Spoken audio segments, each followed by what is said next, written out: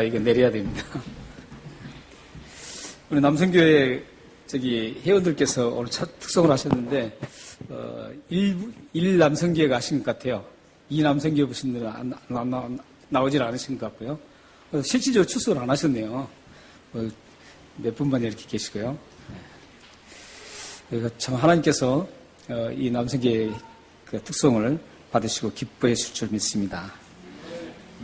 오늘 우리가 남성교회 헌신예배인데 오늘 어떤 말씀을 전할까 이렇게 계속 생각을 하다가 우리가 빌립보서를 지금 3개월 동안 계속 하고 있는데 빌립보서를 가만히 묵상하면서 이 말씀이 좋겠다고 해서 오늘 말씀을 선택했습니다. 다른 곳에서 헌신이라든지 봉사라든지 이런 부분들을 선택해서 전하는 것보다는 계속해서 우리가 빌립보를 3개월 동안 보고 있으니까 퍼스트텀에 우리 세컨 지금 퍼스트텀이죠. 퍼스트텀에 이제 마지막 단계에 이르는데 이 3개월 동안 이 끝을 맺으면서 함께 은혜를 나누고자 합니다. 교회를 어느 정도 다니신 분들은 아마 하나님에 대해서 어느 정도 아실 겁니다. 하나님은 어떤 신분인가 이런 분들을 어느 정도 아십니다. 이를테면 이사야서 40장 26절 말씀 계속 띄워줄 겁니다. 이사야 40장 26절 말씀에 보면 하나님은 이 세상을 모두 만드셨다는 것이죠. 하나님이 이 세상을 모든 온 우주를 만드시고 그 만드신 후에 그대로 내버려 두지 않으시고 그 만드신 피조물, 모든 피조물들을 하나님의 그 능력과 하나님의 그 권세로 다스리고 보호하시고 계속적으로 붙잡고 가신다는 것이죠. 이게 이제 하나님의 그 창조주 하나님을 지금 반영하고 또 창조 이후에도 우리와 함께 하시는 계속 우리와 함께 하셔서 우리를 간섭해 주시고 우리를 도와주시고 인도해 주시는 그 하나님을 우리가 잘 알고 있습니다. 웬만한 분들은 다 잘 아시죠, 이거.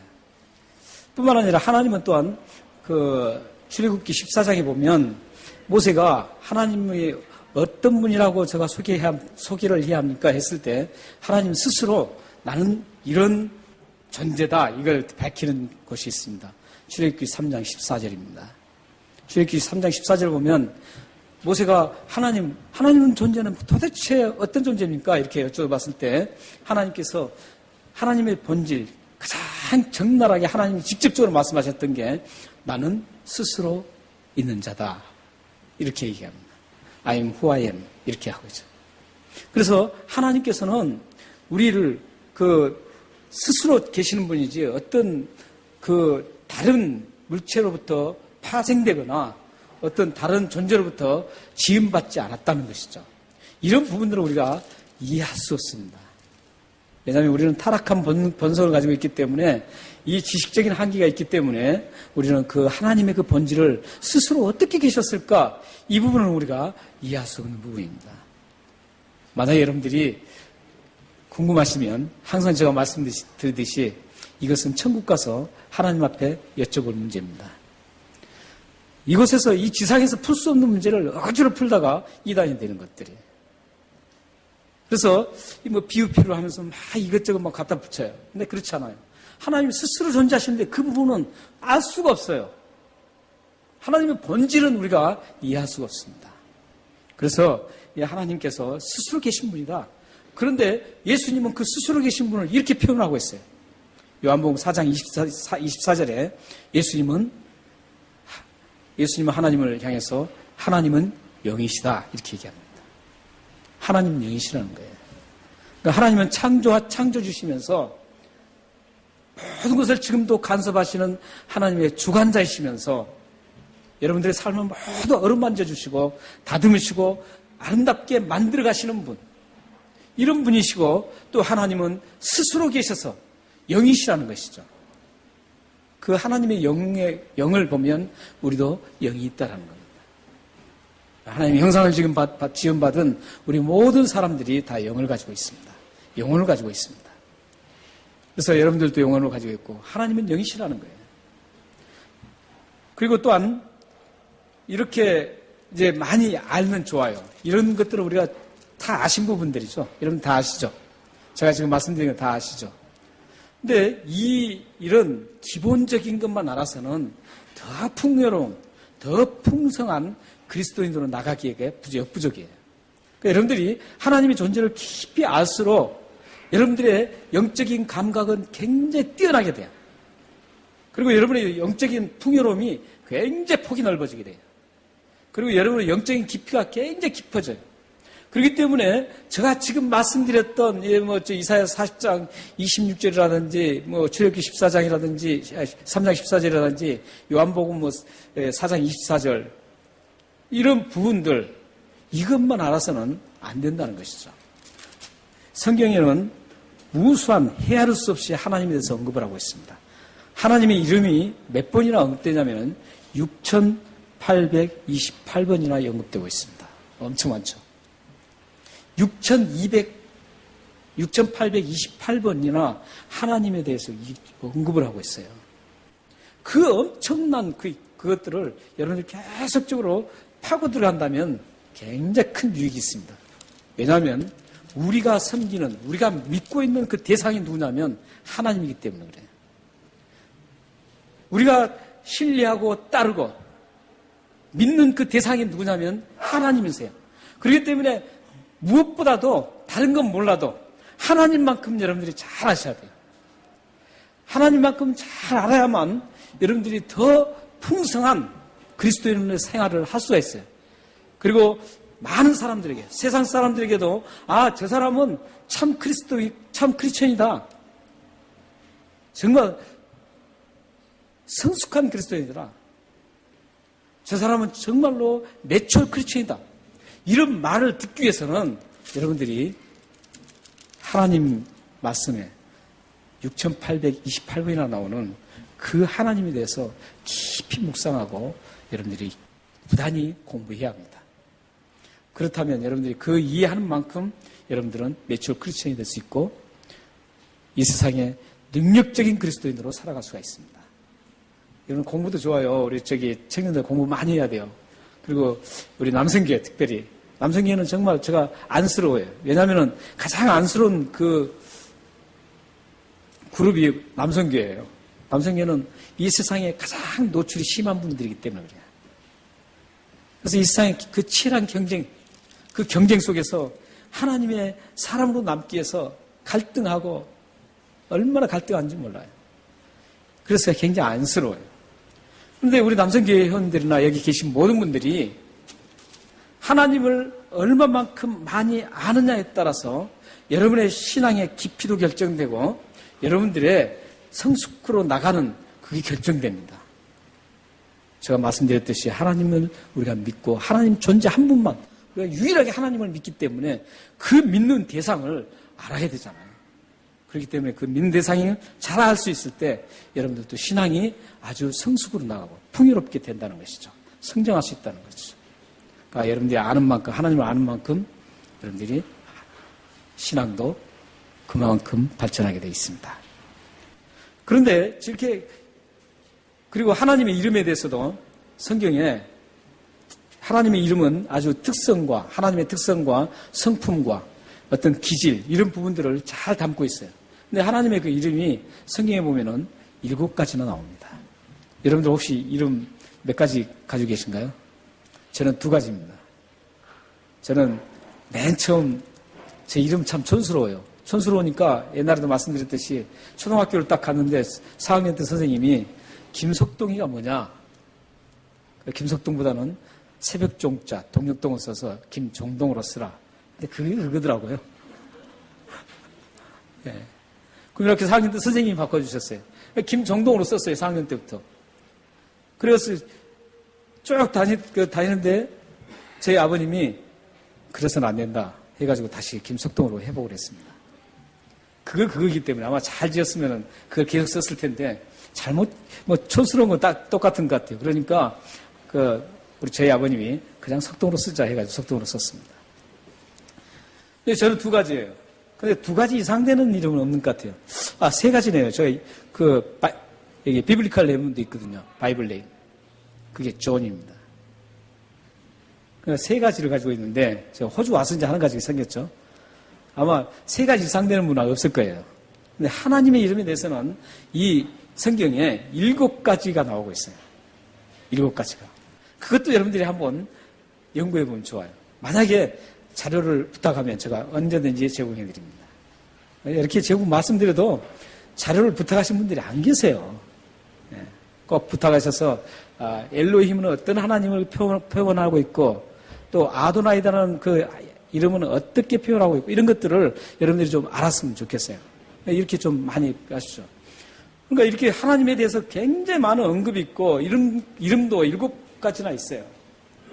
그런 그 특성적인 이름이 7가지나 가지고 계시는데 이런 것들을 모두 요약한 말씀이 있어요.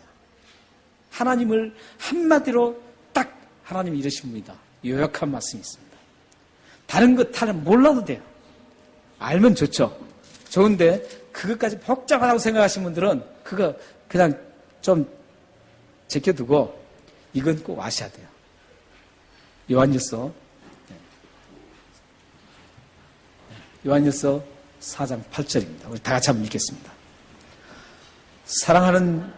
사랑하지 아니하는 자는 하나님을 알지 못하나니 이는 하나님은 사랑이십니다. 하나님은 사랑이시다. 하나님의 모든 걸 한마디로 농축시켜놓은 말씀이 하나님에 대해서 농축시켜놓은 말씀이 하나님은 사랑이시다 이겁니다. 많이 들으셨죠? 그렇다면 이 하나님의 사랑이시다 이 말씀이 구체적으로 그러면 어떤 것을 하나님 사랑이라는 걸 표현할 수 있을까 이거죠. 하나님의 사랑이 그러면 어떻게 해서 하나님의 사랑 어떻게 우리가 알 수 없죠. 사랑도 추상명사이기 때문에 추상명사예요. 그렇기 때문에 사랑 이게 감이 안 잡혀요. 그러나 이 추상명사인 사랑을 하나님께서는 또 설명해 주는 곳이 있습니다. 요한복음 3장 16절입니다. 여러분들이 잘 아시는 것처럼 하나님이 세상을 이처럼 사랑하사 독생자를 주셨으니 이는 저를 믿는 자마다 멸망치 않고 영생을 얻게 하려 하십니다.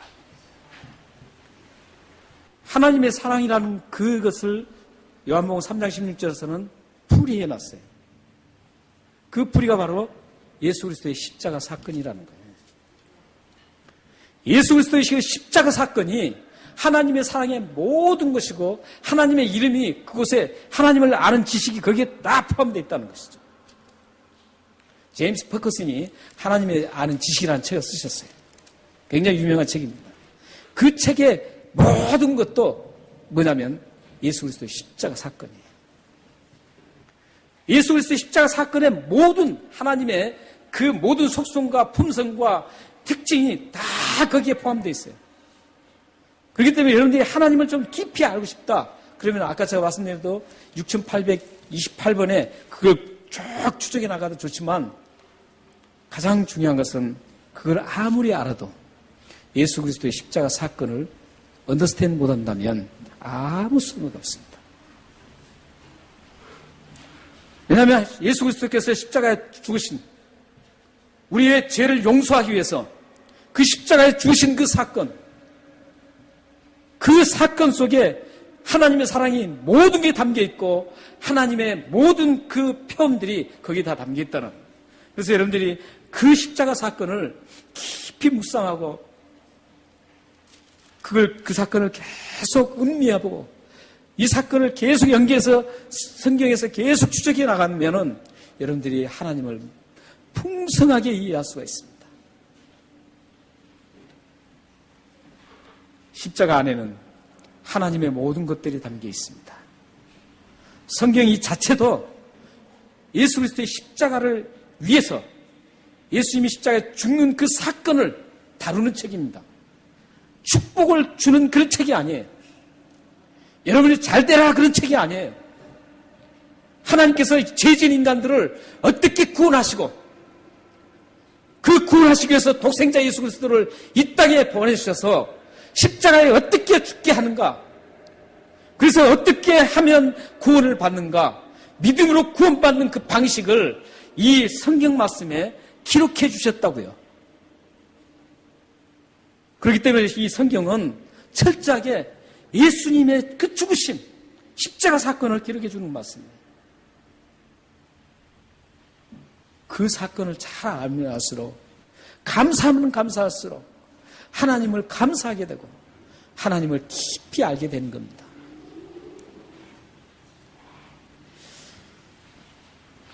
오늘 말씀 19절에도 보면 사도 바울이 하나님을 향해서 나의 하나님이라 이렇게 부르고 있습니다. 19절 한번 다 같이 읽어보겠습니다. 자, 시작. 나의 하나님이 그리스도 예수 안에서 영광 가운데 그 풍성한 대로 너희 모든 쓸 것을 채우시리라. 지금 사도 바울도 나의 하나님 이렇게 표현하고 있습니다. 사도 바울이 나의 하나님이라고 표현한 그것은 사도 바울이 고백하는 하나님이 이러신 분이다 이렇게 묘사하는 장면입니다. 그런데 그 하나님을 묘사하는데 하나님이 어떤 분이라 그래요? 나의 하나님이 해놓고 그 다음에 하나님이 이러신 분이라는 걸 지금 설명하는 게 뒤에 나오는 거예요. 그리스도 예수 안에서 영광 가운데 그 풍성한 대로 너희 모든 쓸 것을 채우시는 분이다 이거예요. 그러니까 사도 바울이 말씀하는 그 하나님은 너희 모든 쓸 것, 나에게도 지금까지 모든 쓸 것을 제공해 주셨기 때문에 그걸 안다 이거죠. 그 나의 하나님이 너희에게도 풍성하게 모든 쓸 것을 주실 것이다 이런 것이에요. 그러니까 하나님은 뭐예요? 모든 걸 채워주신 분이라는 거예요. 굉장히 좋죠? 안 좋으세요? 채워주신다는데 안 좋으세요? 여러분 돈이 부족할 때 하나님이 채워주신다. 얼마나 좋습니까? 여러분의 건강이 안 좋을 때 하나님이 건강하게 채워주신다. 얼마나 좋아요. 좋잖아요. 여러분들도 뭐 사시면서 많이 경험하셨을 거예요. 하나님께서 하나님 제가 정말 필요한데 할 때 어때요? 채워주시는 것들을 많이 경험하시죠? 예, 몇 분 안 계시네요. 다 저기 채워주는 걸 경험을 못 하시는가 봐요. 저는 많이 경험하거든요. 경험 많이 합니다. 하나님께서 채워주시는 그것들을 참 많이 경험해요. 여러분도 신앙생활 한다면 하나님의 채우심을 경험할 수 있어야 돼요. 채워주는데도 불구하고 채워줬는지 안 채워줬는지 그걸 모르시는 분들도 계세요. 그렇게 신앙생활하면 안 되잖아요. 신앙생활 좀 하시려면 최소한 하나님이 지금 나에게 이렇게 공급해 주시는 하나님, 채워주시는 하나님 이런 부분들은 좀 아시고 신앙생활 하셔야 되지 않나요? 그래야만 하나님 앞에 감사할 수 있잖아요. 채워주시는 것도 모른다면은 하나님 뭐 오히려 원망만 할 수 있죠. 마치 이스라엘 백성들이 40년 광야를 가면서 하나님께서 만나를 매일매일 주셨어요. 단 하루도 빠지지 않고 항상 주셨어요.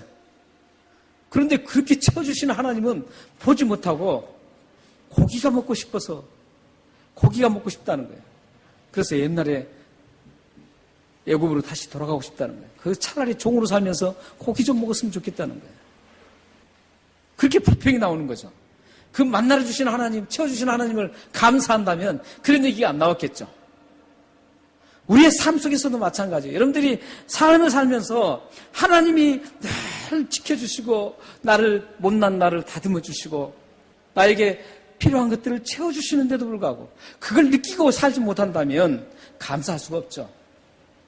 감사할 수가 없어요. 오히려 조그만 일 터지면 그것 때문에 하나님을 향해서 원망할 수 있고 우리 지체들을 향해서 원망할 수 있고 이웃들에게 원망만 나올 수가 있어요. 여러분들의 삶이 늘 채워주시는 하나님을 경험하시길 바랍니다.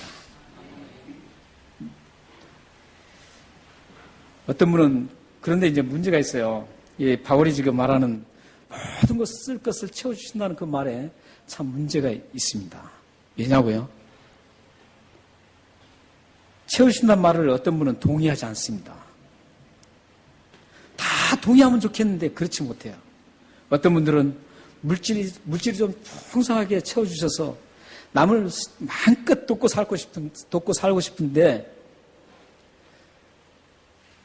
간신히 내 배도 채우기에 힘들 만큼 그렇게 살아갈 수가 있다는 것이죠. 그러면은 이분은 하나님 채우신 분이라고 고백할 수 있겠어요? 고백 못 하잖아요. 또 어떤 분은 그래요. 어떤 분은 자녀가 말이죠. 공부를 좀 잘해서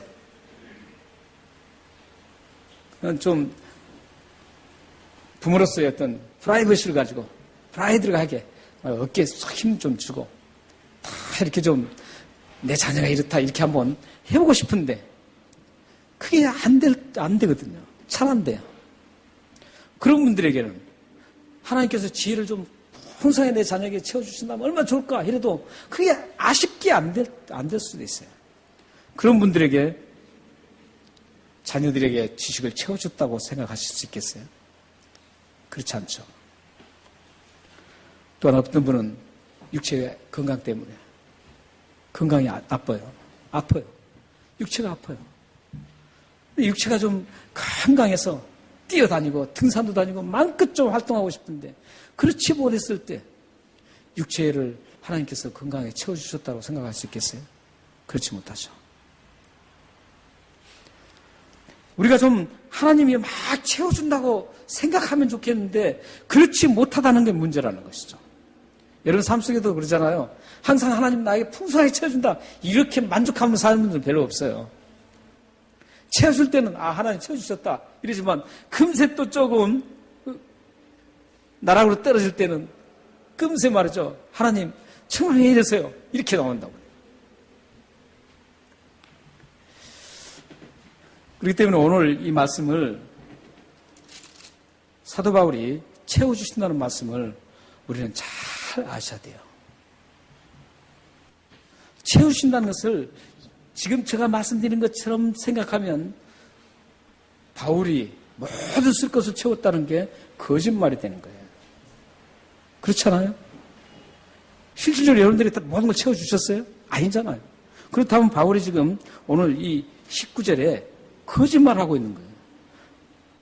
성경이 가짜예요, 그럼. 성경은 하나님의 감동됨으로써 교훈과 책망과 바르게 함과 의로 교육하게 유교하게 기록해 주셨는데 1.1획도 잘못이 없는 말씀인데 그렇다면 이 성경도 아주 거짓된 책이 되고 맙니다. 픽션이 되고 말죠. 소설이 되고 말아요. 그런데 바울이 말하는 것을 오해하면 그렇게 돼요. 근데 바울이 왜 이 말씀을 하셨을까? 모든 것을 있을 것을 채우신다는 그 하나님. 사람들은 많이 오해를 해요. 크리스천들 중에서도 신앙 좋다는 분들도 많이 오해를 합니다. 이 말씀. 성경에는 이 말만 똑 띄어가지고 한 구절만 똑 띄어서 몇 구절만 띄어서 하면은 아주 오해할 것들이 많은데 그 중에 대표적인 것 중에 하나예요. 이것도. 너희 모든 것을 채워주신다. 이거 봤어. 그걸 앞뒤 문맥 또 바울의 생애 이걸 전체를 쭉 보면은 이래서 그러구나. 이렇게 이해돼야 되는데 이것만 똑 띄면은 채워주시지 않는데 어떻게 해요? 문제가 있잖아요. 그래서 하나님은 이 바울에게 분명하게 채워주셨어요. 분명하게 쓸 것을 채워줄 걸 믿었어요. 그래서 오늘 보면은 이제 사도 바울이 지금 오늘 말씀에 보면은 18절 보세요. 18절 보면 내게 모든 것이 있고 또 풍부한지라 이 말 잘 원어를 보면은 이렇게 돼 있잖아요. 헬라 원어는 이 풍부한 중이라는 것은 어떤 의미를 가지고 있냐면 더 이상 나에게 필요 없다 이런 의미예요. 지금 내가 넘쳐난다 이런 의미가 아니에요. 더 이상 나에게는 그런 거 필요 없으니까 줄 필요가 없다 이런 뜻이에요. 그래서 풍부한지라 에바브로 표현에 이제 우리가 빌립보서를 계속 봤으니까 이해가 하시죠.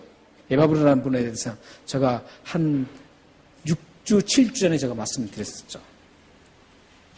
빌립보 교인이 에바브로를 감옥에 갇혀있는 그 사도 바울에게 지금 보냈잖아요. 그래서 도와주고 같이 가서 목회를 좀 배우고 오게 하려고. 근데 거기서 에바브로가 어떻게 해요? 거기서 병들어 버렸죠. 병들어서 아무것도 못하고 오히려 바울이도 도와주고 그런 지경에 이르렀죠. 그때 보낼 때 선물을 보냈어요. 선물을 보냈는데 그게 물질이죠. 물질을 보냈어요. 물질을 보내서 그걸 지금 얘기하고 있는 거예요. 근데 그 물질이 얼마나 되겠어요? 사실 사도 바울이 가장 고생하고 어려울 때 유일하게 빌립보 교회만 도와줬어요. 빌립보 교회가. 다른 때도 이제 몇 번 도와주는 것도 있지만 아주 극렬하게 어려웠을 때 빌립보 교회가 도와줬습니다. 빌립보 교회는 어떤 교회라고 했습니까? 유럽의 최초로 세운, 사도 바울이 세운 유럽의 최초 교회라고 했죠. 그래서 이 빌립보 교회를 빌립보 교회에서 도와줬어요. 도와줬는데 그 도와준 게 이렇게 막 넘쳐나도록 도울 수 있겠어요? 아니에요. 빌립보 교회도 어려운 교회예요. 그때 당시에 성도가 뭐 몇십만 명, 우리 한국에 막 몇십만 명 모이는 그런 교회가 아니었습니다. 아주 조그만 소그룹이었어요. 조그만 교회였어요. 그리고 그 당시에 예수 믿는 사람들은 그 사회와 도태됐기 때문에 부를 축축할 수가 없었습니다. 언제 예수 믿다가 잡혀서 고난을 받을지 모르는, 죽을 줄 모르는 그런 상태에 있는 사람들이었어요. 그렇기 때문에 도와줬다는 거 얼마나 도와줬겠어요? 풍성하지 않아요. 그 18절 이전에 쭉 보면, 그리고 바울의 계속 사도행전에 바울의 뭐 걸어가는 여정을 보면 바울은 이 말씀처럼 막 풍족하게 살았다. 이게 절대 없어요. 하나도 드러나지 않아요. 그런 장면이. 그렇기 때문에 분명한 것은 바울이 지금 모든 쓸 것을 공급해 주신 하나님은 이 물질을 공급해 주신단 말이 아니구나. 이걸 알 수가 있어요.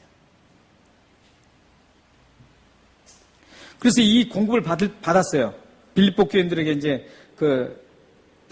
도움을 받았어요. 선물을 받았는데 그 선물이 어떻게 된다 그래요? 하나님이 받으실 만한 향기로운 재물이라 그래요. 향기로운 재물. 네, 여러분들이 만약에 어떤 다른 분들 지체를 돕잖아요. 도우면 이게 작고 크고가 문제가 아니에요. 정말 예수 그리스도의 이름으로 하나님의 심정으로 그 사람을 도우면 어떤 게 돼요? 그 사람이 받는 게 아니라 하나님이 향기롭게 받는다는 거죠. 여러분들 많이 그래서 도와줘야 돼요. 우리 그리스도인들은 가장 큰 덕목이 돕는 거예요. 착취하는 게 아니에요. 뺏는 게 아니에요. 희생하고 도와주는 게. 이 향기로운 재물이라는 것은 어디에 등장하자면 레위기 1장에서부터 4장까지 레위기 1장부터 4장까지 제사가 쫙 나옵니다. 제사가 쭉 나오는데 속건제, 속죄제, 소제, 번제, 화목제 이런 제사가 쭉 나와요. 쭉 나오는데 거기에서 속건제와 속죄제는 죄를 용서받는 제사예요. 그러니까 이것은 드려도 되고 안 드려도 되는 제사가 아니에요. 이것은 해투투 꼭 드려야 돼. 드리지 않으면 안 돼. 머스트해 이것은. 꼭 드려야 되는 거예요. 이 두 가지는. 이걸 의무적인 제사라고 그래요. 의무적인 제사. 그리고 나머지 세 가지가 있는데 화목제라든지 이 세 가지는 드려도 되고 안 드려도 되는 제사였어요. 그런데 재밌는 것은 이 꼭 드려야 되는 제사에서 죄를 용서받는 그 꼭 드려야 되는 제사에는 그 제사를 드리고 나면 꼭 붙는 그 센텐스, 문장이 어떻게 하냐면은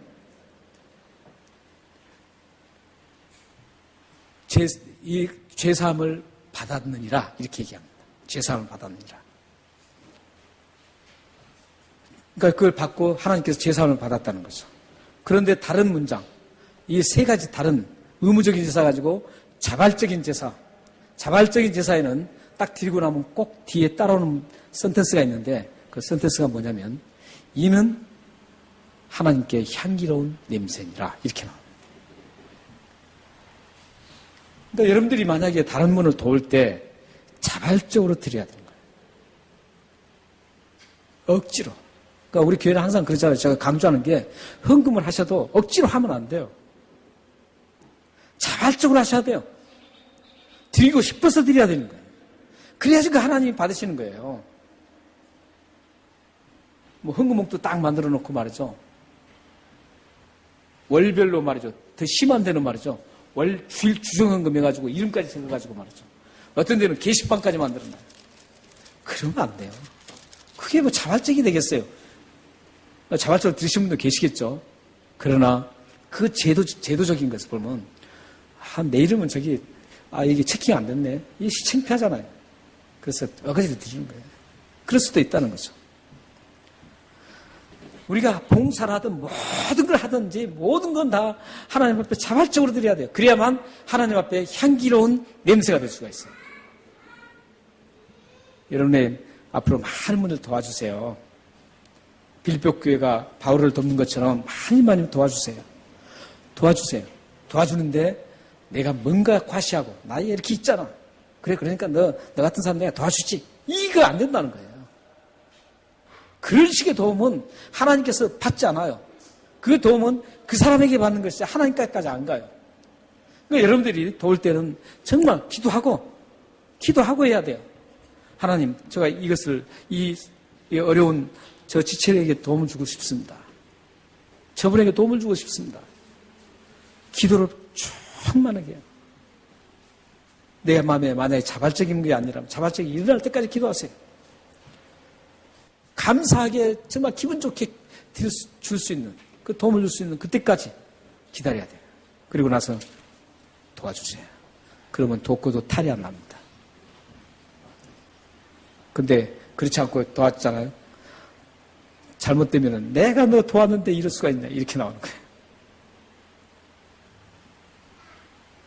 그렇기 때문에 하나님 앞에 향기로운 냄새로 여러분들이 도와줘야 됩니다. 지금 바울은 풍성하지 않아요. 빌립보가 그렇게 도와줬어도 풍성하지 않아요. 풍성하지 않는데도 불구하고 바울은 모든 쓸 것을 풍부하다고 하면서 모든 쓸 것을 제공하시는 하나님을 지금 말씀하고 있어요. 이런 사도 바울을 이해하기 위해서는 성경 한 곳을 봐야 합니다. 디모데후서 4장 17절입니다. 네, 저기 띄워놨습니다. 함께 읽겠습니다. 시작. 주께서 내 곁에 서서 나에게 힘을 주심은 나로 말미암아 선포된 말씀이 온전히 전파되어 모든 이방인들이 듣게 하려 하심니 내가 사자의 입에서 건짐을 받았느니라. 지금 사자의 입에서 건짐을 받았다는 것은 지금 바울의 표현은 가장 극한 상황에 고난 중에 있다는 뜻이에요. 가장 지금 엄청나게 어려운 중에 지금 있어요. 있을 때 주께서 내 곁에 서서 나에게 힘을 주시는 거예요.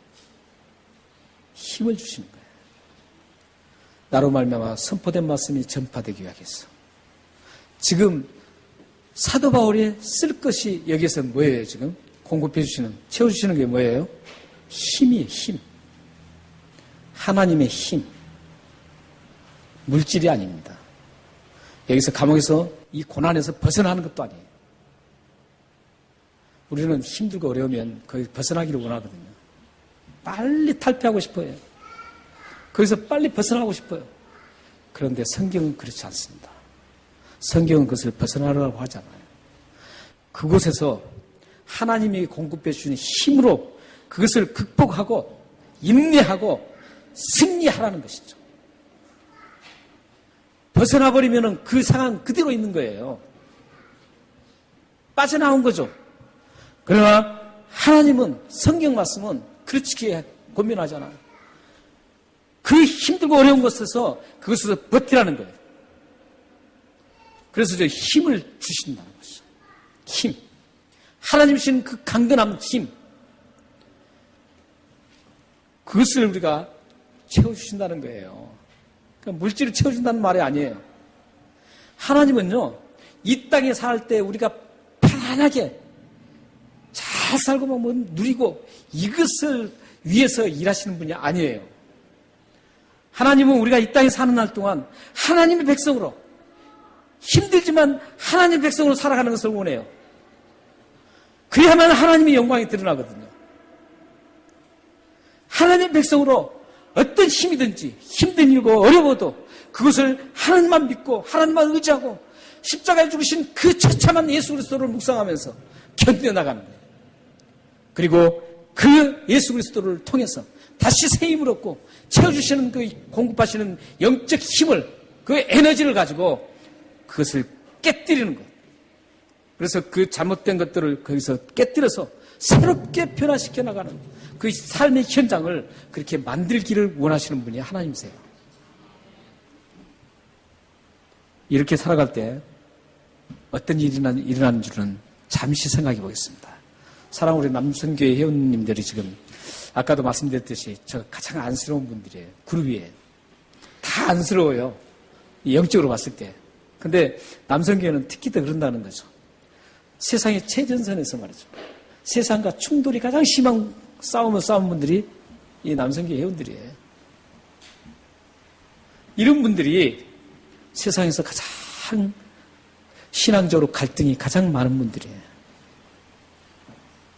자녀들과 가족을 책임져야 되기 때문에 삶의 그 치열한 경쟁을 뚫고 가야 되는 거예요. 그러면서 거기서 내가 신앙으로 쓰러지지 않겠어 굳건히 가는 분들이에요. 얼마나 갈등이 심하고 유혹이 심한지 몰라요. 그러나 나는 하나님의 백성이고 나의 신앙을 지켜야 된다는, 믿음을 지켜야 된다는 그것 가지고 계속 나가기 때문에 굉장히 안쓰럽고 참 보기가 굉장히 슬퍼요. 이 가장 그룹이 그런 그룹들이죠. 이렇게 할 때 여러분들은 어떻게 살아가겠어요? 쓸 것을 채우시는 하나님, 물질을 채워주시고 그런 하나님을 생각하면 여러분들이 패배합니다.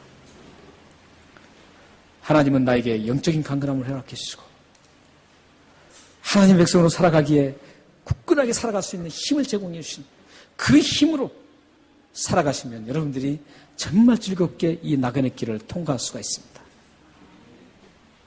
사랑하는 우리 남성교 회원들뿐만 아니라 여자리에 계신 모든 분들이 이런 삶의 방식을 고집하고 이런 삶의 방식을 도입해서 살아가시길 바랍니다. 이렇게 살아가면 어떤 일이 일어나는 줄 아세요? 20절 말씀이 일어나는 거예요. 20절 한번 다 같이 한번 읽겠습니다. 시작. 하나님 곧 우리 아버지께 세세 무궁하도록 영광을 돌릴지어다. 아멘. 이렇게 될 때 하나님의 영광을 돌려드릴 수가 있습니다. 여러분들이 그렇게 살아가면 물질적인 것 풍요로움을 막 채워주시는 하나님을 생각하면 하나님의 영광이 돌려드릴 수가 없어요. 왜냐하면 물질이 풍성할 때는 하나님 감사하고 물질이 풍성하지 않으면 하나님 원망하고 이러는데 어떻게 하나님 앞에 그거 있어요? 모든 쓸 것을 공급해 주시는 것. 나의 신앙을 지키기 위해서 내가 그리스도인으로 굳건히 서서 가게 하시는데 꼭 모든 것 필요 적절하게 힘을 주시고 말씀을 공급해 주시고 또 지혜를 공급해 주셔서 우리로 하여금 끝까지 나갈 때 하나님의 영광이 여러분의 삶 속에 여러분 가정을 통해서 두드러지게 나타날 것입니다. 여러분 모두가 이런 삶을 살아가는 축복이 있기를 주님으로 축원합니다. 기도하겠습니다.